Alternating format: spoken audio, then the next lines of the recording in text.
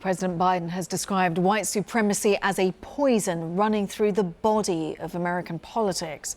He was speaking on a visit to Buffalo, the town in upstate New York, where a gunman killed 10 people on Saturday. Police are investigating what they believe to be a racially motivated crime. So let's hear now at some length what the president had to say. What happened here is simple and straightforward. Terrorism. Terrorism. Domestic terrorism. Violence inflicted in the service of hate and the vicious thirst for power that defines one group of people being inherently inferior to any other group. A hate that through the media and politics, the internet, has radicalized, angry, alienated, lost, and isolated individuals into falsely believing that they will be replaced, that's the word, replaced, by the other, by people who don't look like them, and who are therefore in a perverse ideology that they possess and being fed lesser beings. I and all of you reject the lie. I call on all Americans to reject the lie. And I condemn those who spread the lie for power, political gain, and for profit. Well, the President and First Lady visited a memorial outside the supermarket where the shooting occurred. It's in a predominantly African-American neighborhood. President Biden spoke about other atrocities in America where minority groups were targeted.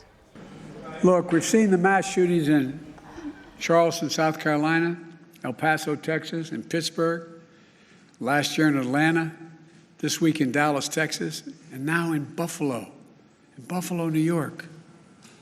White supremacy is a poison. It's a poison running through it really is. Running through our body politic. And it's been allowed to fester and grow right in front of our eyes. No more. I mean, no more. Well, our correspondent Neda Tawfiq is in Buffalo.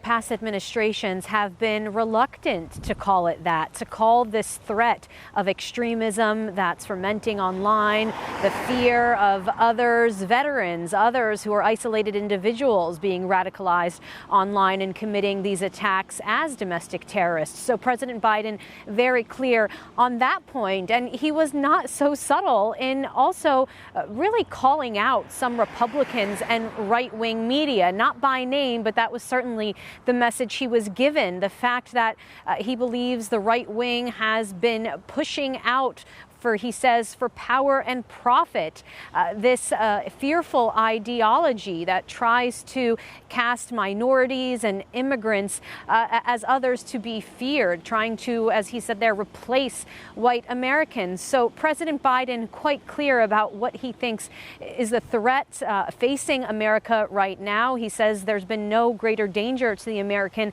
experiment, but saying that evil will not prevail. Him calling there on Americans to come together to counter this hateful ideology. And also, Kesha, really important to mention that he began his remarks here in Buffalo by first paying tribute to those victims and really talking about the fact that they are grieving right now and that he understands that.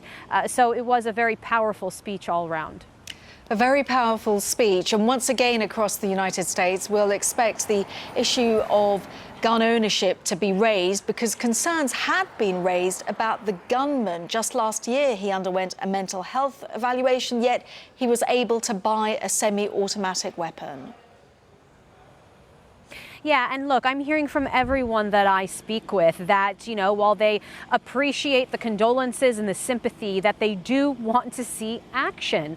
And President Biden was asked on Air Force One after he spoke here about what other specifics he could give, about how else he can work through Congress. Because, you know, in his speech, he called again for an assault rifle ban, one that was in place in the 90s, that when he was a senator, that's no longer in place now.